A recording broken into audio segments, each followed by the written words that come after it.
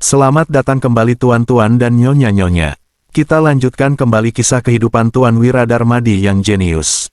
Mohon dibantu subscribe yang belum subscribe ya. Untuk yang sudah dukung channel ini terima kasih. Mari kita lanjutkan ceritanya. Bab 554. Satria akan menangkap Wira, lalu menyiksanya habis-habisan untuk membalas dendam tempo hari. Saat memikirkan hal ini, Satria tersenyum tipis, yakin bahwa semua berada dalam kendalinya. Duar, tiba-tiba terdengar bunyi keras dari Dusun Pranowo yang mengagetkan orang-orang. Apa yang terjadi? Bunyi petirkah itu? Gak ada tanda apa-apa di langit, ujar Satria. Dia menghentikan laju kudanya, lalu memandang Dusun Pranowo di kejauhan, baru mengalihkan pandangan ke langit. Duar, duar, terdengar dua bunyi keras lagi. Kuda-kuda sontak meringkik ketakutan. Para prajurit pasukan komando daerah juga gugup dan tidak bisa menahan diri untuk berspekulasi. Merasa ada yang tidak beres, Satria pun memberi perintah dengan ekspresi muram, "Ayo, kita pergi lihat." Agra sudah memimpin petugas patroli ke Dusun Pranowo, tetapi mereka masih belum keluar setelah sekian lama. Hal ini membuat Satria merasa ada yang tidak beres. Lagi pula, memangnya perlu berapa lama untuk berpura-pura melakukan penyelidikan? Dia seharusnya sudah keluar dari tadi. Satria dan pasukannya bergegas ke Dusun Pranowo. Di tengah perjalanan, mereka kembali mendengar 4 bunyi keras yang mengagetkan. Kening 500 pasukan komando daerah ini dibasahi keringat, bahkan Agra pun mulai merasa tegang. Bunyi ini sangat keras, seperti sambaran petir di langit cerah. Namun, sama sekali tidak ada guntur di langit. Ini benar-benar aneh. Jika bukan karena Agra berada di Dusun Pranowo dan masalah ini akan memengaruhi karir masa depannya, Satria tidak mungkin memaksakan diri untuk maju. Setelah tiba di Dusun Pranowo, Satria menggertakkan gigi dan mengayunkan pedangnya seraya memerintah, "Masuk dan periksa apa yang terjadi." Beberapa prajurit pun memberanikan diri masuk ke dusun. Tiba-tiba, sekelompok petugas patroli keluar terlatih-tatih sambil berseru, "Wira membunuh pejabat." Dia mau memberontak. "Apa? Wira membunuh pejabat?" Satria turun dari kudanya, lalu menghentikan seorang petugas patroli dan berkata, "Apa maksudmu dengan Wira membunuh pejabat? Apa yang terjadi di dusun? Mana Agra?" Petugas patroli muda yang dibebaskan itu menjawab sambil menangis, "Wira sudah mengetahui perbuatan Pak Agra, lalu dia membunuh Pak Agra." "Jenderal Satria, cepat ke sana." Pak Agra mati dengan mengenaskan. Wira benar-benar brutal. Mata Satria berbinar saat bertanya, "Wira membunuh Agra. Apa kamu melihatnya dengan mata kepalamu sendiri?" Petugas patroli muda itu menjawab dengan suara bergetar, "Ya, kami semua melihatnya dengan mata kepala sendiri. Wira nggak cuma membunuh Pak Agra, tapi juga membunuh para petugas patroli yang mengikuti Pak Agra. Dia sudah membunuh 5 orang sekaligus." "Bagus," Satria berujar dengan ekspresi gembira, "Semuanya, ayo jalan. Ikuti aku ke desa dan tangkap Wira, orang yang sudah membunuh pejabat itu." Tanpa perlu menyebutkan masalah pembunuhan di Dusun Pranowo, Wira sudah bisa diadili dengan tuntutan sah karena membunuh pejabat. Tidak akan ada yang bisa memohon belas kasihan baginya. Membunuh pejabat sama saja dengan pemberontakan. Itu adalah kejahatan serius yang bisa mengakibatkan seluruh keluarga dibantai. Sekarang, Wira sudah membuat kesalahan besar, dia tidak mungkin bisa berbuat macam-macam lagi. Selain itu, tidak akan ada lagi yang berani membelanya. Satria dan 500 pasukan bersenjata lengkap langsung berjalan memasuki Dusun Pranowo. Di tengah perjalanan, Satria dan pasukannya berhenti melangkah. Tak jauh dari situ, muncul seorang pemuda bertubuh ramping, mengenakan jubah besar dan berwajah tampan. Hanya saja, sorot matanya sangat dingin, seolah-olah dia haus darah. Satria mengangkat kepalanya tinggi-tinggi dan berkata dengan angkuh, "Wira, kamu pasti nggak menyangka akan jatuh begitu cepat ke tanganku. Berani sekali kamu membunuh 5 pejabat. Ini adalah kejahatan serius. Aku akan menangkapmu sekarang juga. Aku mau lihat siapa yang bisa membantumu kali ini." Pasukan Satria perlahan maju mendekati Wira. Wira mendengus dan berkata, "Satria, apa kamu sempat berpikir, kenapa aku berani menemuimu setelah membunuh 5 pejabat? Mungkinkah aku nggak takut tertangkap?" Kamu," seru Satria. Saat mengingat jebakan Wira kemarin, Satria berniat untuk mundur. Namun, begitu memikirkan fakta bahwa kelemahan Wira sudah di tangannya, dia kembali membusungkan dada dan berkata, "Wira, aku nggak tahu apa yang kamu rencanakan. Tapi, Kali ini dewa pun nggak bisa menyelamatkanmu. Pasukan, tangkap dia. Mendengar perintah itu, sekelompok prajurit kembali mendekati Wira. Bab 555. Sorot mata Wira berubah menjadi suram, lalu dia berkata, "Satria, apa kamu sudah memikirkannya baik-baik? Begitu mereka mendekatiku dalam jarak 3 meter, kamu akan segera mati tak bersisa." Satria melihat sekeliling dengan acuh tak acuh. Kemudian, dia berkata sambil tersenyum merendahkan, "Kamu hanya ingin menakut-nakutiku. Aku memakai zirah. Selain itu, nggak ada busur dan anak panah apapun dalam jarak 30 meter. Bagaimana bisa kamu melukaiku?" Namun, Wira malah tersenyum dingin sambil berkata, "Dulunya, Raja Tanui juga berpikir seperti kamu." Mendengar kata-kata itu, ekspresi wajah Satria berubah drastis. Dia segera turun dari kudanya, lalu berlari ke belakang pasukan dan mengancam, "Wira, aku adalah pejabat resmi. Membunuhku sama saja dengan memberontak." Kemenangan besar melawan Raja Tanui telah menimbulkan kontroversi di istana. Mereka tidak sepenuhnya mengakui kemampuan Komando Wira. Akan tetapi, fakta bahwa dia berhasil menembak mati Raja Tanui dari jarak 18 meter adalah tak terbantahkan. Apabila Wira menyembunyikan sebuah misil 3 busur dalam jarak 180 meter, Satria sudah pasti akan menghadapi nasib yang sama seperti Raja Tanui. Selain itu, suara letusan keras tadi juga membuat Satria curiga bahwa itu berkaitan dengan pemuda ini. Wira agak bingung. Dia benar-benar tidak menyangka bahwa hanya dengan menyebut Raja Tanui, Satria akan ketakutan seperti itu. Dengan begitu, Wira tidak perlu mengungkapkan senapan batu apinya sekarang. Kemudian, Wira berkata dengan wajah yang penuh amarah, "Hah, aku bahkan berani membunuh pejabat. Lagi pula, aku sama-sama akan dijatuhi hukuman mati. Membunuh jenderal pendamping sepertimu juga nggak ada bedanya. Selain itu, kamu juga berkontribusi untuk memaksaku sampai ke titik ini. Aku hanya mengadangmu kemarin. Insiden hari ini nggak ada hubungannya denganku," ucap Satria dengan ekspresi bersedih. Dia meminta para prajurit mengelilinginya, sementara matanya menatap sekeliling dengan ketakutan. Satria adalah seorang jenderal di medan perang dan pernah mendengar tentang kematian Raja Tanui. Dia tahu betul betapa kuatnya misil 3 busur. Benda itu bisa menembus sirah dan menancapkan musuh pada kereta perang komando dari jarak 180 meter. Mereka bahkan bisa membunuh seseorang dari 300 meter. Jauhnya, Wira tidak sependapat dengannya sehingga bertanya, "Nggak ada hubungan. Lalu, kalau bukan untuk menangkap kami, untuk apa kamu membawa pasukan ke sini?" Wira melanjutkan dengan ekspresi kesal. "Kamu pikir dengan bersembunyi di balik barisan prajurit dan menggunakan mereka sebagai tameng hidup, kamu akan bisa menghindari panah dari misil 3 busur. Bahkan, Raja Tanui saja tewas tertembak olehnya. Apalagi orang sepertimu. Siapapun yang ingin mati bersama Satria, silakan tetap berada di sekitarnya." Begitu mereka mendengar tentang senjata yang digunakan untuk menewaskan Raja Tanui, kerumunan prajurit menjadi kacau. Para prajurit bersosok kekar itu tampak berlarian ke sana kemari. Tidak ada yang ingin menjadi tameng hidup. Apalagi, dikatakan bahwa anak panah misil 3 busur yang digunakan untuk membunuh Raja Tanui satu pun menembus puluhan orang. Biasanya, Satria juga tidak peduli dengan nasib mereka. Hanya orang tidak waras yang akan bersedia menjadi tameng hidupnya. Tanpa tameng hidup, keringat dingin sontak bercucuran di dahi Satria. Dia berbicara dengan gugup, "Wira, tolong jangan bertindak gegabah. Dengan membunuh beberapa pejabat, kamu seharusnya dijatuhi hukuman mati, bukan pemberontakan." Satria menjelaskan, "Tapi, para pejabat itu sudah membunuh keluarga Patli. Jadi, mereka memang sudah sepantasnya dihukum.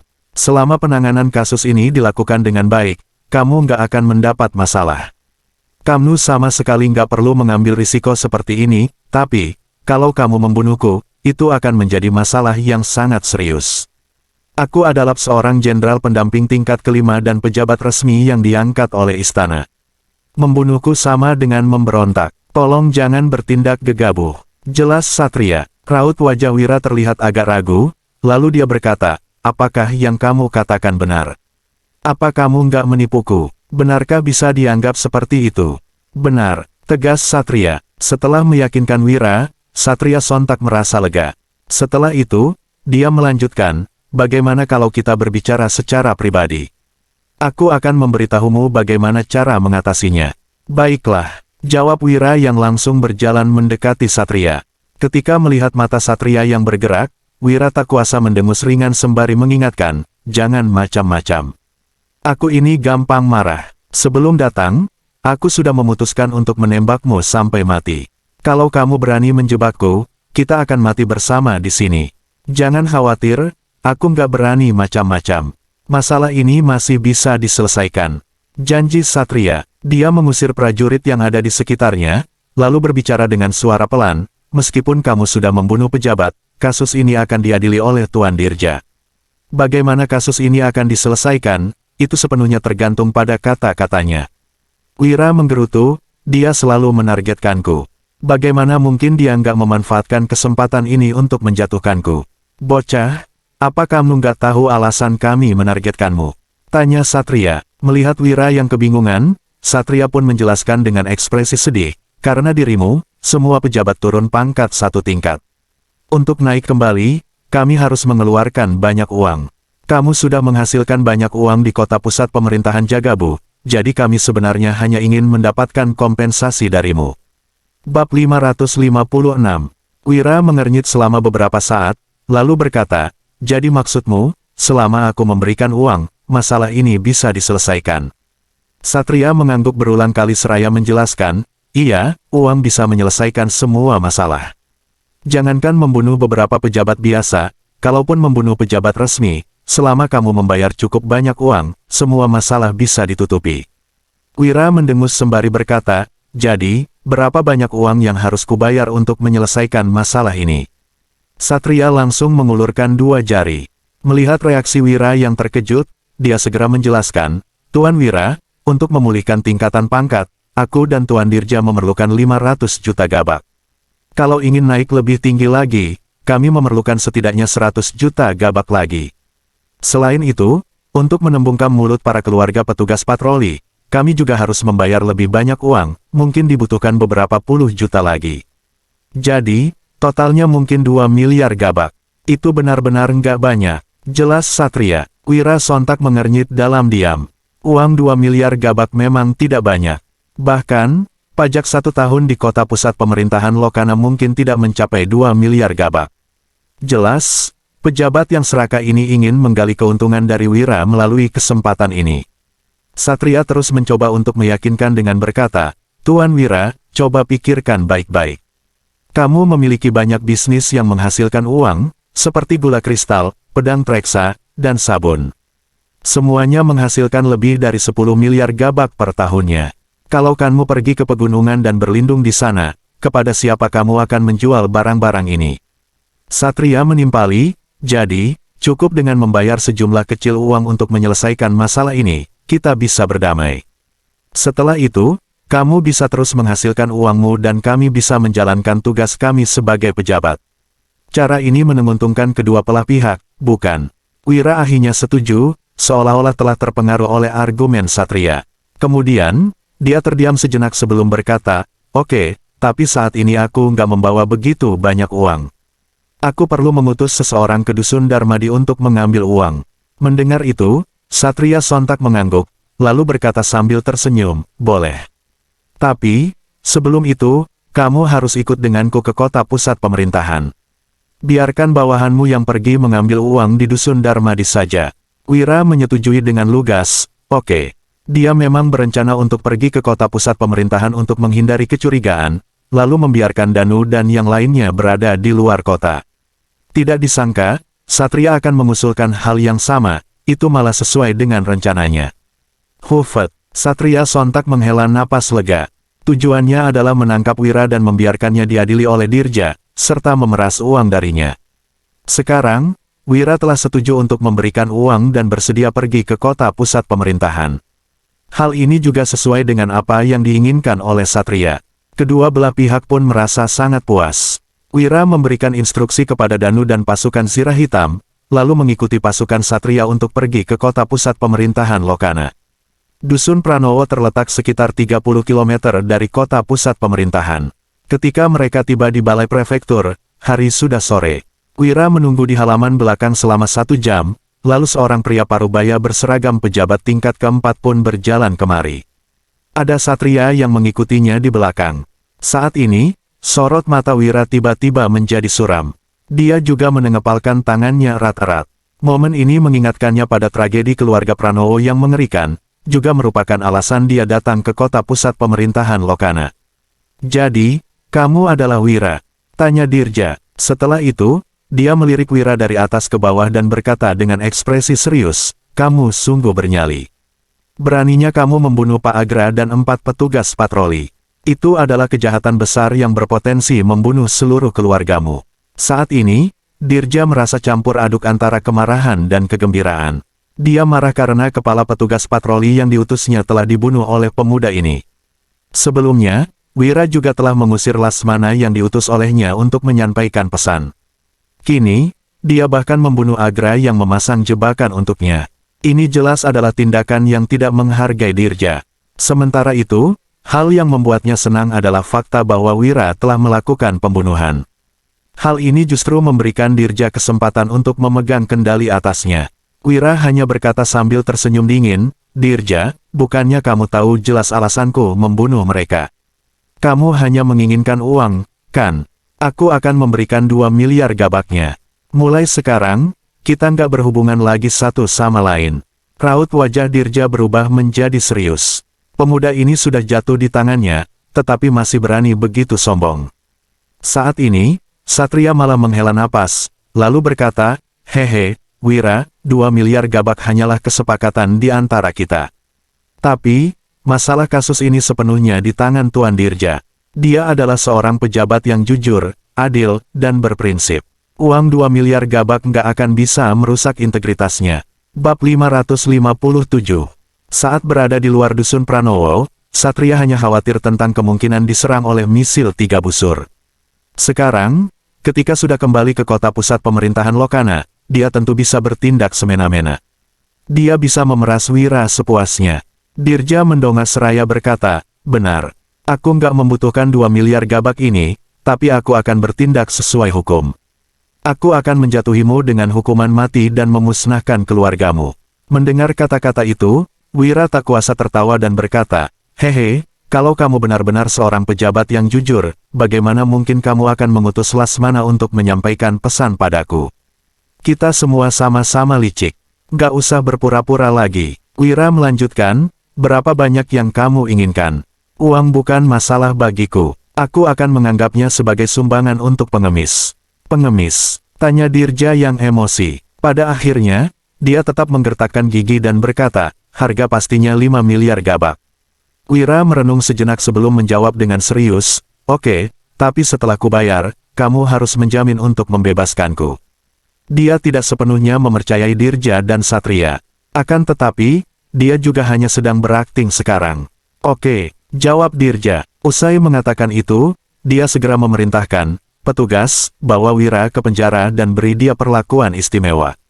Usahakan untuk memenuhi keinginannya." 2 petugas pengadilan segera membawa Wira pergi. Kemudian, Satria bertanya kepada Dirja, "Tuan, apakah setelah menerima uang, kamu benar-benar akan melepaskan Wira? Kita bisa terus memerasnya, jadi dia nggak seharusnya dilepaskan begitu saja." Lantaran, Wira langsung menyetujui untuk memberikan kompensasi sebesar 5 miliar gabak tanpa berpikir panjang, itu menandakan bahwa dia tidak sulit untuk diperas. Dirja menjawab sembari tersenyum dingin, "Melepaskannya? Bagaimana mungkin semudah itu? Kita akan memerasnya sampai habis, lalu menyingkirkannya supaya nggak menyebabkan masalah di masa depan." Mendengar kata-kata Dirja, Satria sontak mengangguk sambil berkata, "Aku setuju.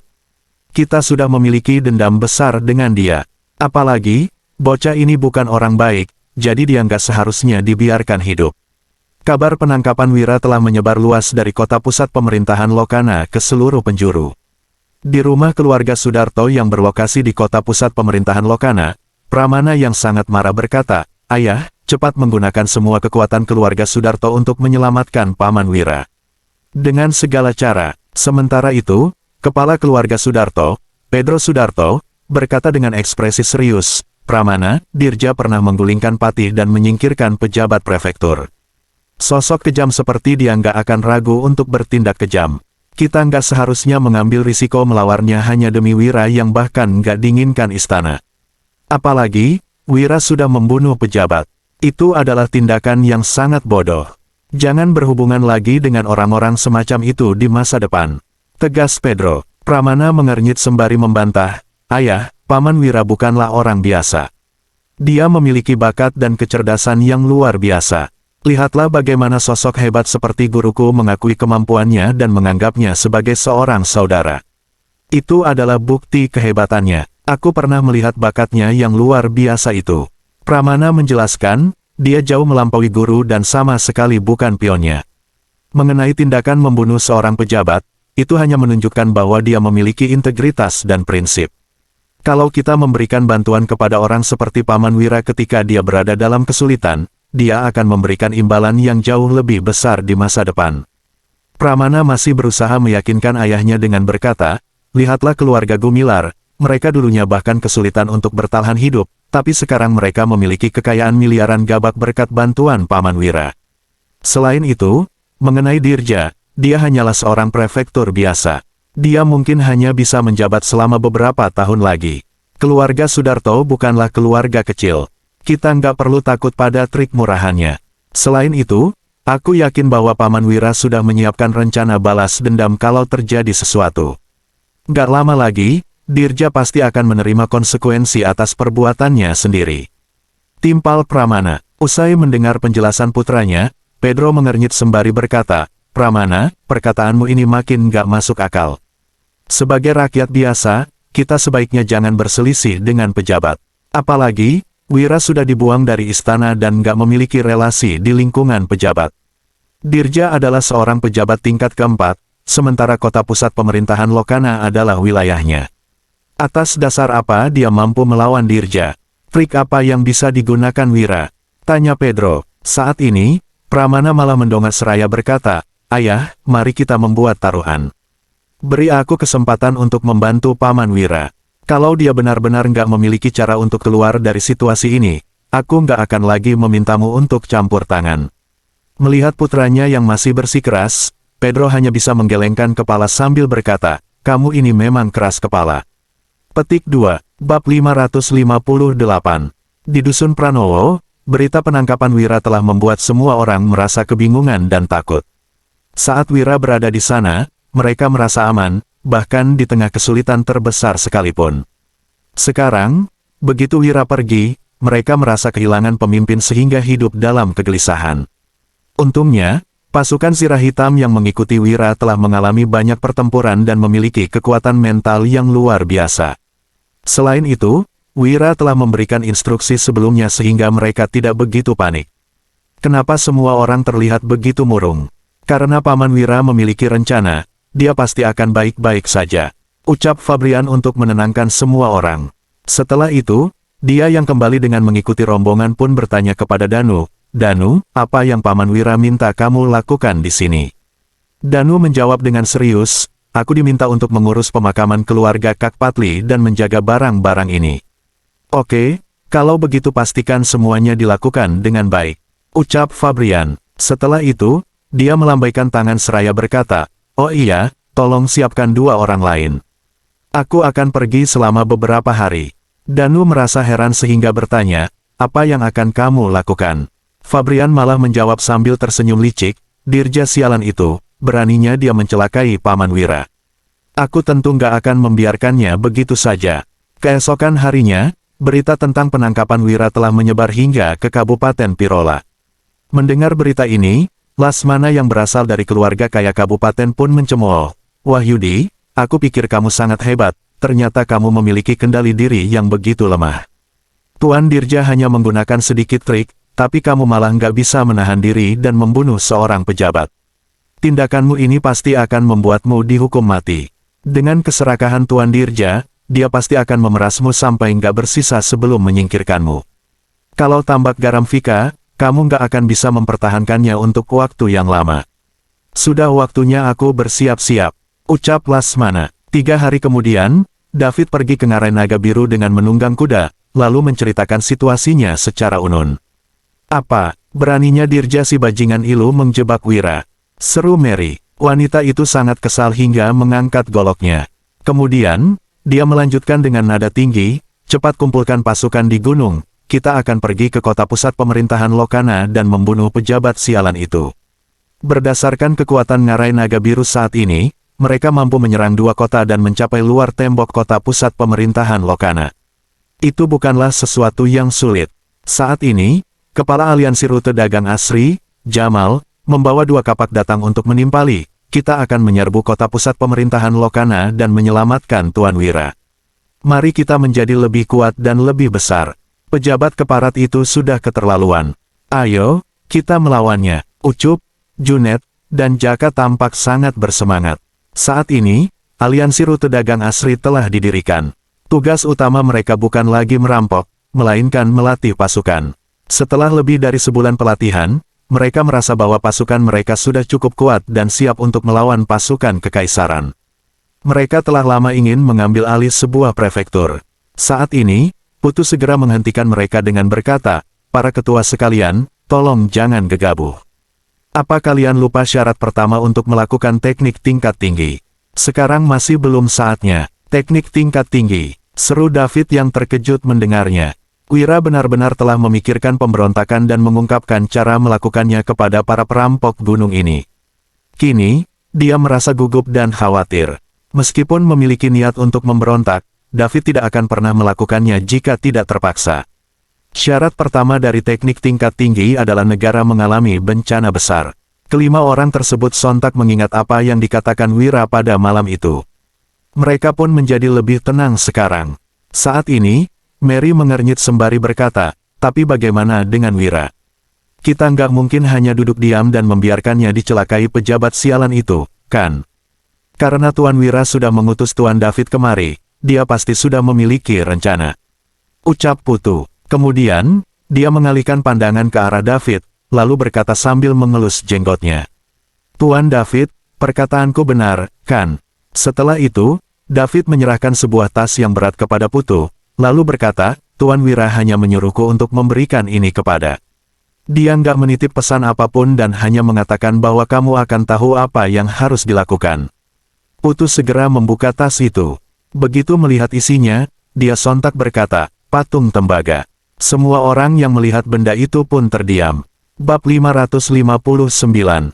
Terdapat ukiran tulisan pada 3 patung tembaga yang usang dan berkarat. Di sampingnya juga ada selembar surat.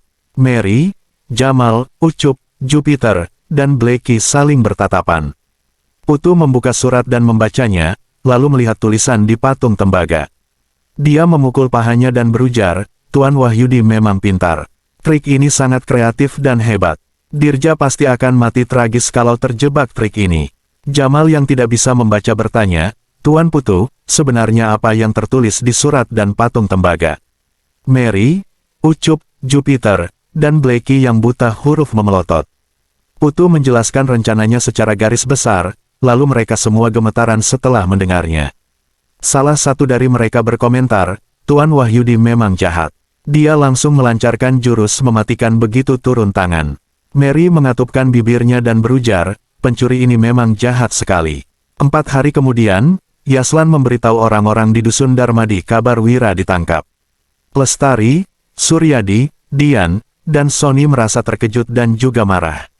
Beberapa hari yang lalu, Wira mengutus orang kembali untuk membuat patung tembaga yang tampak usang dan mengukir tulisan. Mereka tahu Dirja meminta sogokan. Siapa sangka, baru beberapa hari saja, ternyata Dirja begitu licik sampai-sampai membunuh satu keluarga untuk mengambing hitamkan Wira. Berdasarkan sifat Wira, semua orang di Dusun Darmadi juga tahu Wira ingin membunuh pejabat demi membalas dendam Patli. Meskipun mereka semua merasa perbualan ini bena, membunuh pejabat adalah kesalahan yang fatal. Putro memelotot dan berujar, pejabat itu memang harus dibunuh. Patli begitu baik, tapi sekelompok pejabat licik malah mencelakainya. Jadi, sudah semestinya Wahyudi membalas dendam Patli dan ini namanya menegakkan keadilan. Siapapun yang punya hati nurani nggak boleh menentang hal ini. Dian tersenyum getir dan menimpali, Tuan Putro, aku tahu perbuatan Tuan Wira memang benar. Tapi, membunuh pejabat itu kesalahan fatal. Putro mendengus dan menyahut, apanya kesalahan fatal? Perbuatan ini sama sekali nggak salah. Kalian semua nggak perlu khawatir. Aku akan pergi ke kota pusat pemerintahan Lokana supaya Dirja tahu siapapun nggak boleh menindas saudaraku meskipun aku sudah mengasingkan diri. Malam itu, sebuah kereta kuda meninggalkan dusun Darmadi dan surat-surat bertebaran. Di taman bunga kediaman keluarga Barus, Farel merangkul pinggang gadis berpakaian ungu dan menyentuh wajahnya sembari berujar, wanita cantik bukan hanya membuat orang terlena, tapi juga mematikan. Belani yang sudah terbiasa dengan sindiran Farel menimpali dengan ekspresi masam, kamu nggak bisa serius, ya. Penasihat militer berbakat yang kamu incar membunuh 5 pejabat di kota pusat pemerintahan Lokana, lalu ditangkap dan dipenjara oleh Dirja. Farel tersenyum dan berkata, dia membunuh pejabat demi seorang sarjana kabupaten yang baru dikenalnya, benar-benar setia kawan. Tapi, aku nggak percaya orang seperti dia bersedia menyerah. Dia pasti menyiapkan jalan keluar. Apa ada kabar lain? Belani mengernyit dan menjawab, ada. Sekarang, ada rumor yang beredar di kota pusat pemerintahan Lokana, apa? Ujar Farel. Dia tertegun sejenak, lalu melanjutkan, aku benar-benar ingin membelah kepalanya untuk melihat otaknya. Bisa-bisanya dia memikirkan rencana yang begitu berbahaya. Kreatif sekali. Belani berujar, tapi, menurutku, rumor ini nggak cukup untuk menjatuhkan Dirja. Farel tersenyum dan berucap, tentu saja nggak bisa. Tapi, orang itu sangat jenius. Mana mungkin dia melancarkan trik setengah-setengah. Dia pasti menyiapkan trik lain, kita tunggu saja. Belani mengernyit dan bertanya, jadi, kita nggak melakukan apapun. Farel menjepit dagu Belani, dan berucap, kamu mau bantu dia, iya. Bukannya kamu mencintai Panglima Yuda. Cepat sekali kamu berpindah ke lain hati. Belani, kenapa dulu aku nggak menyadari ternyata kamu itu wanita genit? Belani menimpali dengan ekspresi marah, jangan bicara sembarangan. Dia temannya Yuda, jadi, aku tentu ingin membantunya kalau dia kesulitan. Farel tersenyum nakal dan menyahut, sudahlah, jangan marah lagi, aku tahu kamu nggak genit. Kalau mau, kamu boleh membantunya. Rencananya memang cukup bagus, tapi skalanya terlalu kecil. Kita bantu dia perluas lagi. Di kediaman keluarga Linardi yang terletak di kota provinsi, Ulan yang memakai baju putih tampak sangat cantik. Dia bersandar di depan jendela, tetapi wajahnya tampak tirus dan tatapannya sangat muram. Ulan berucap, suamiku, bersambung,